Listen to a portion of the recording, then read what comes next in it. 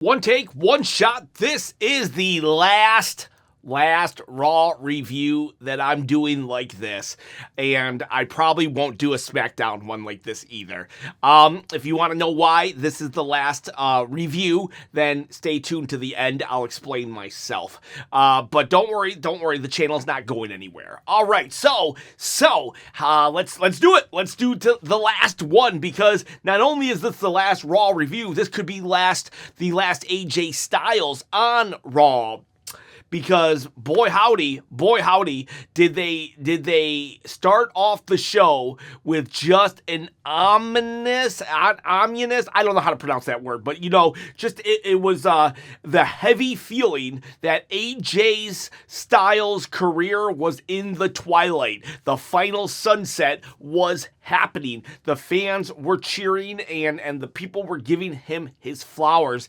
And not just that, but later on, they had an interview with Gunther that was, boy howdy. They have set up Gunther now. They have set up Gunther for real as the career killer, but not just giving him the nickname, the career killer. They gave him motivation. They gave him the perfect villain motivation. So much so that he said things that I've kind of said, but he's taken them to a whole new level. And oh man, Gunther, while I'll never, ever think it was a good idea to have John Cena tap out, they're using it proper now with Gunther. I think they've had too many moments of Gunther just getting in the ring and letting him try to soak in the booze. But now, with what Gunther said in his interview, it was good stuff.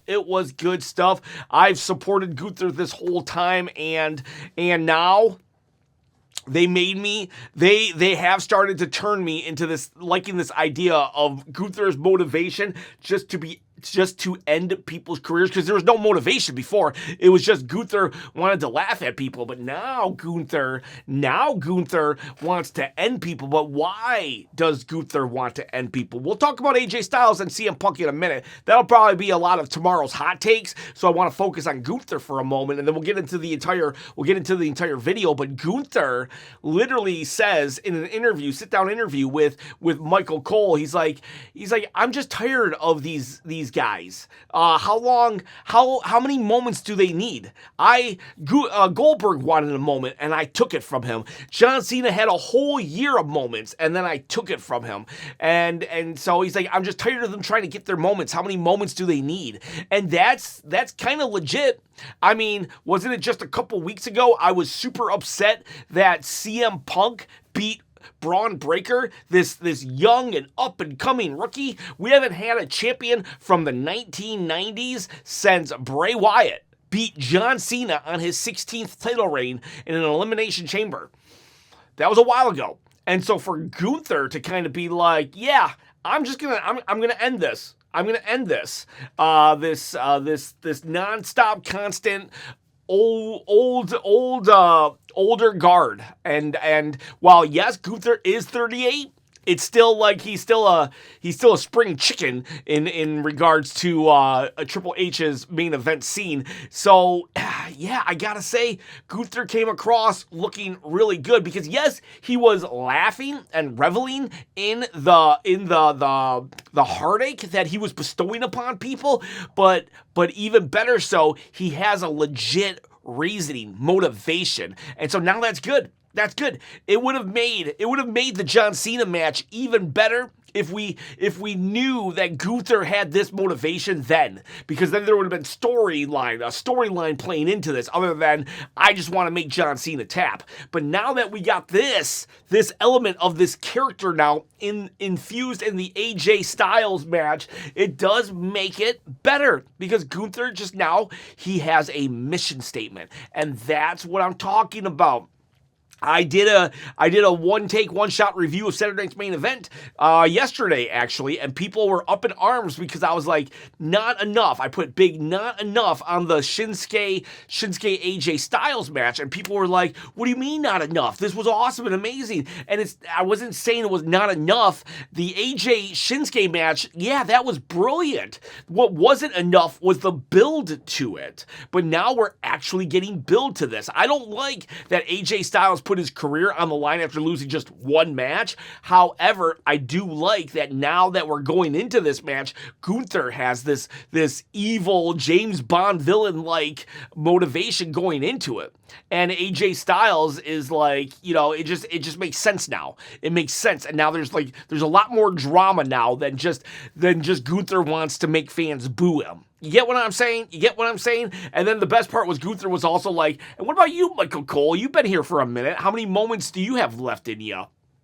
And it got really uncomfortable because we were like, uh-oh, is Michael Cole about to get demolished by Gunther? Gunther even said, I could destroy you right now, but I want to hear you call. I want to hear you call that AJ has to retire on Saturday. Now, I do hope that we have not seen the last of AJ Styles. I want that to be clear. Just because I love what they're doing with Gunther doesn't mean I want AJ gone. I still want AJ the rest of the year, but at least now it's not just some throwaway. It's not just this nickname. We're actually investing in a storyline and a character for Gunther. It has now become part of his personality. I do like that. Just because I like something doesn't mean I want AJ to retire. But I am happy, though, with how they treated AJ today. Today was the respect that I was wanting on Saturday for AJ Styles. Not just let's just throw this match together, even though they kind of did just throw this match together. But it's different for a Monday Night Raw and a PLE. A PLE, you need stories that build to it. A Monday Night Raw, you can throw something together like this because AJ Styles is soaking in the adorations, and then CM Punk comes out. And CM Punk and him, they go at it, and CM Punk does say, I respect you. They handshake. I'm going to allow it. This is when you can do respect. I'm not saying don't have respect in wrestling. I'm just saying use it very sparingly. So when you do use it, it makes more impact. And right here, it made more impact. And so, yes, they say it all boils down to they're going to have a match tonight. And it's like, ooh, wow. For a second, I was like, what if AJ won, right? AJ wins, and then he goes and takes the title to Royal Rumble. And then Gunther wins that. But CM Punk gets to go into the Rumble now. And then CM Punk wins the Rumble and he goes after Gunther or something like that. We could have done so many things. I really wish they would have. Given it to AJ Styles. They don't. Spoiler alert. This is a really good segment. But when by the time we get to the main event, we'll see that AJ... They pulled a John Cena, Sami Zayn, where it's a disqualification. That's what happened. Not particularly fond of that. I would have liked a conclusion, but it. I don't know how I feel about it because it elevated one of my guys. So we'll talk about that in a little bit. But I'm very happy with AJ Styles tonight, how they treated him. I wish they would have been doing this for the last year or 2 years because I always thought Triple H just didn't know how to book AJ Styles. But I can see he does when he tries. So anyways, after the opening segment, we have a 6-women tag match, the Judgment Day, Raquel Rodriguez, Roxanne Perez, and Liv Morgan. What's cool about that is all three feels like individuals. You feel like Raquel is her own woman now. And you feel like Liv Morgan is still like a main event person. And you feel Roxanne Perez, while not main event caliber right this second, you feel like she's been on the roster, she's acclimated really, really well. They will be fighting the two that hug each other a lot. That's Rhea and Io stole Bayley's hugging gimmick. And Stephanie Vaquet. They are Stephanie Vaquer. She seemed like the odd woman out here for some reason, and because Rhea and Io, they need to just get a room, right? And Stephanie was the third wheel, but they will win. It was a good match. Decent match. No issues whatsoever. I think I'm just like, I say this almost every single time Raquel Rodriguez comes on the screen. I'm just thoroughly impressed. Big Mommy Cool. I love Raquel Rodriguez. She, to me, has improved like leaps and bounds. If she was a 3 in the beginning of 2025, I would say she's like an 8 or a 9 right now on the levels of improvements that she has done. And then Liv Morgan is just brilliant. She just knows her role, and Roxanne Perez, she is the prodigy. She's just learning, soaking it all in. They did great. I mean, Rhea Ripley got the pin. I know a lot of people are going to hate on that. I understand why. It's just, yeah, she's a crossover star. I'm not particularly fond of Rhea Ripley, but I do understand her appeal. I do understand why they treat her so strong. But yeah, she's just not my gal right now. If she turns heel, I'll probably like her again. But I do at least understand she's strong, and okay, cool. So they won. Your champions won. That makes sense actually. But it would have been kind of cool if Raquel Rodriguez had scored the pin. But they won. We will see Finn Balor walk up to. Finn Balor will walk up to CM Punk, and he will be like, "Hey, Punk, you gave me my flowers last week, but I never gave you your flowers. Thank you. I respect you." I'm like, "Oh, here we go, respect. It was great with AJ, but not right now." So Finn Balor respects. But this plays into later because Finn Balor will eventually go up to Adam Pearce and Adam Pearce is like, "No, you can't be in the Rumble, dude. You can't be in the Rumble. I already got 30 spots." And then he's so mad, and then he runs into Liv, and Liv's like, "What are you doing? What are you doing?" Finn Balor, Liv says, "Finn Balor, CM Punk said you should leave the Judgment Day? You shouldn't do that." I love that because it makes sense. It makes sense that Liv Morgan will be trying to keep Finn Balor in the Judgment Day, which is weird because we've been thinking that Finn was going to crash out on them or they were going to turn their backs on him, but this shows that Liv Morgan has no intentions of turning her back on Finn Balor. So we have that moment, and Finn's like, "You don't understand. Don't worry. So then Finn leaves. We'll talk more on that later. We will do there. I'm not going to talk bad about Triple H because he let Drew McIntyre win. I'm waiting to February. February 8th. I think I can start talking bad about Triple H again. But I will say, I find it very interesting that the head of creative, who's not an on-screen character, is on the cover of 3 separate WWE 2K26 video game covers. He's on the cover of 3 of them. 3 of them. The Attitude Era cover, the King of King covers, and the Monday Night War cover where he's part of DX and then NWO's on the other side. And then they have an entire commercial with him and Paul Heyman. And Triple H is the star of that commercial. So interesting. Rock, I apologize for thinking that you had the biggest ego in all of wrestling. I'm apologizing to The Rock. I'm not saying nothing bad about Triple H. Did say nothing bad right there. So, the Vision came out. This was actually the worst part of the night to me because it was weird. It was weird. Weird in the sense that it's just like, that's it? So anticlimactic. We have this big building story between Braun Breakker and Adam Pearce, right? All night long, we just see Braun Breakker. He has like his hoodie on, and like he's ready to attack somebody. And the Vision come out to Bronson Reed's music, and they do the thing where they hype everybody up, and it's like it still doesn't feel cohesive. Then eventually, Adam Pearce comes out. He apologizes, right? He just apologizes for putting his hands on Braun Breakker.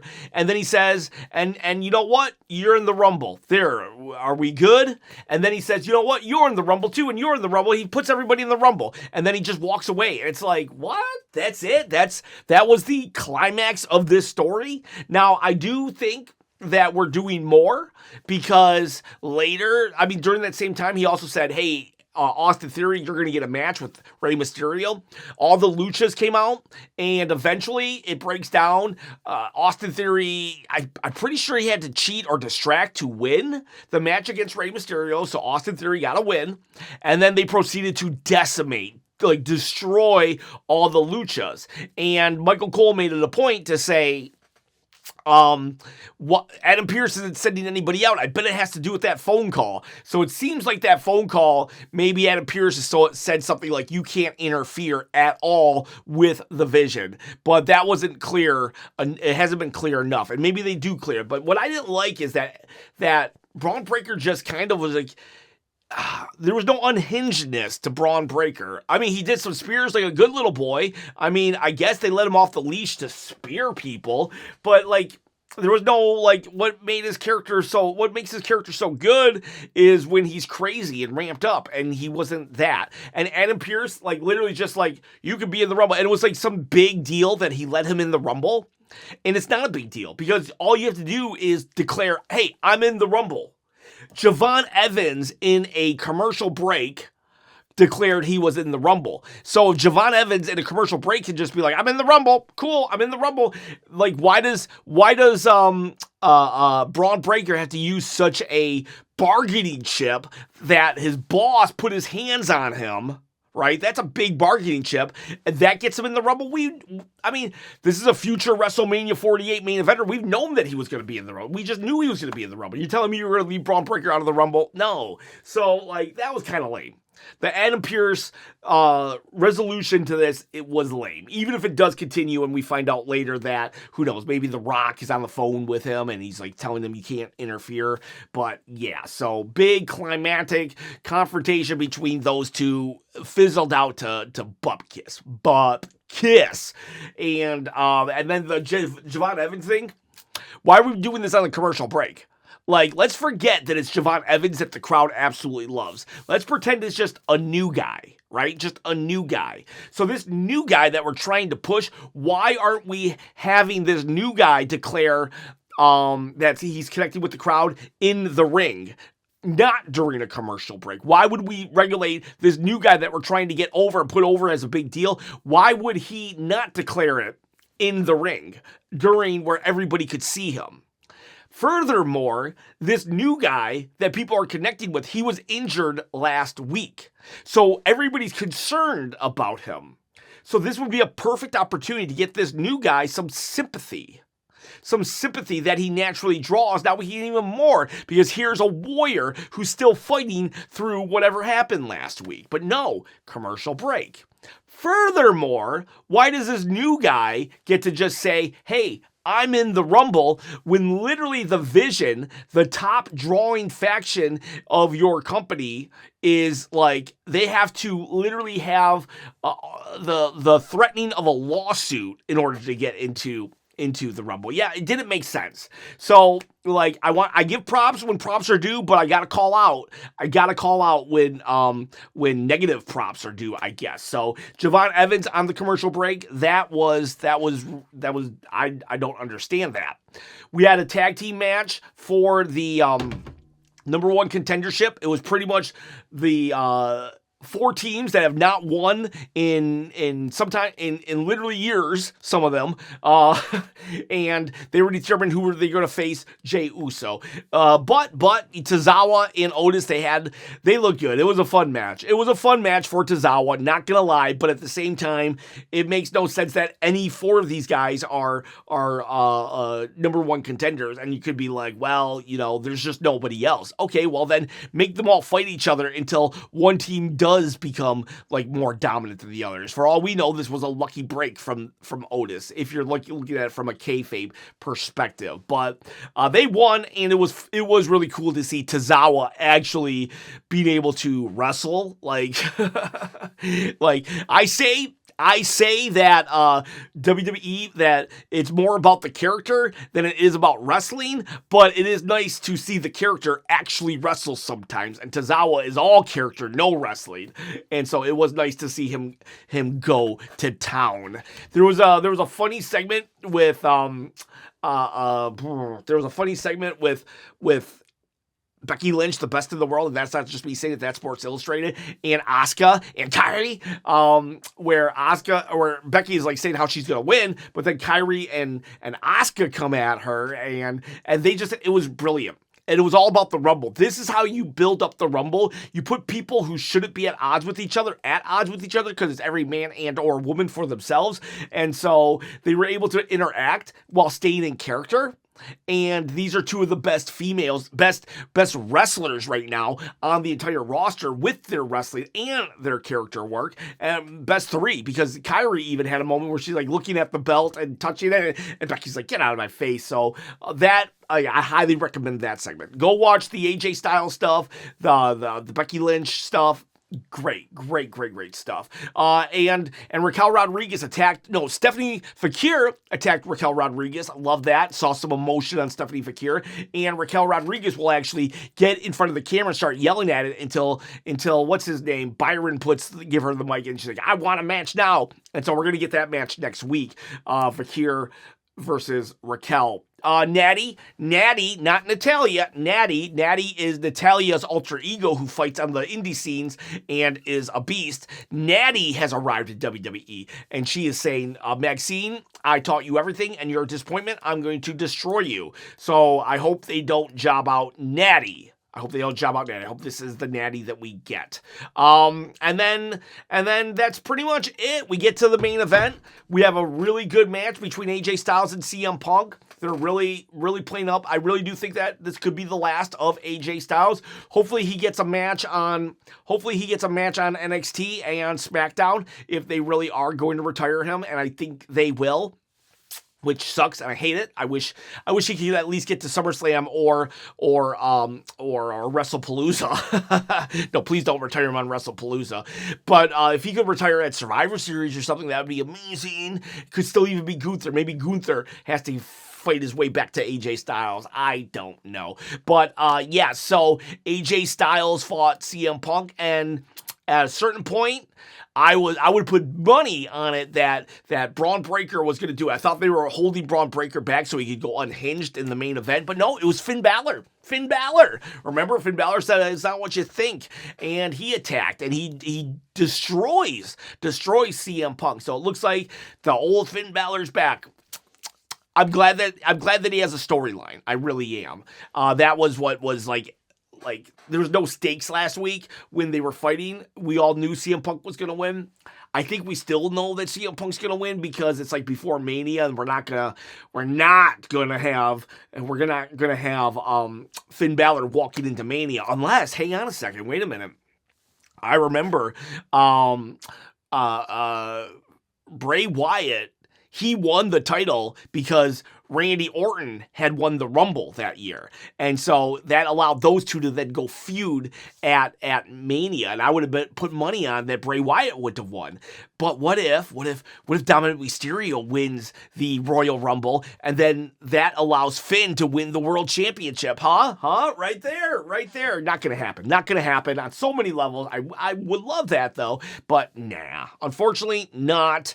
But whatever the case may be, Finn Balor looked like, he looked good. It's going to take me a while before I start believing in him again. I lost a lot of faith in Finn Balor last year. Not Finn Balor the person. Love Finn Balor the wrestler. I've lost all the faith in the booking committee on how they book Finn Balor. That's what I lost faith on. So it sucks. It sucks that AJ Styles didn't that this was a DQ, and that's what makes me believe that we are on the sunset of AJ Styles, because if we weren't going to retire him on Saturday, then there would be no need to make him fight CM Punk tonight, but they had to rush it. So, that sucks. We just lost John, and now we're losing AJ Styles. That sucks. I would still give this. I thought this was a pretty good Raw. I'll give it a 7. 1, 2, 3, 4, 5, 6, 7, because the Braun Breakker stuff didn't make sense. Questionable placement of Javon Evans, and I would have liked a little more finality. If they would have let AJ Styles win, holy cow, that would have been such a crazy, drastic, ballsy move, and I would have respected Triple H, but instead I'm making fun of him for being on 3 covers of WWE 2K26. And speaking of Twilights, this will be the last one take, one shot for a while. I'm not going to be able to do live streams. I've talked about it in the live stream. Basically, 2020, the channel's not ending, right? I'm gonna still do videos every single day.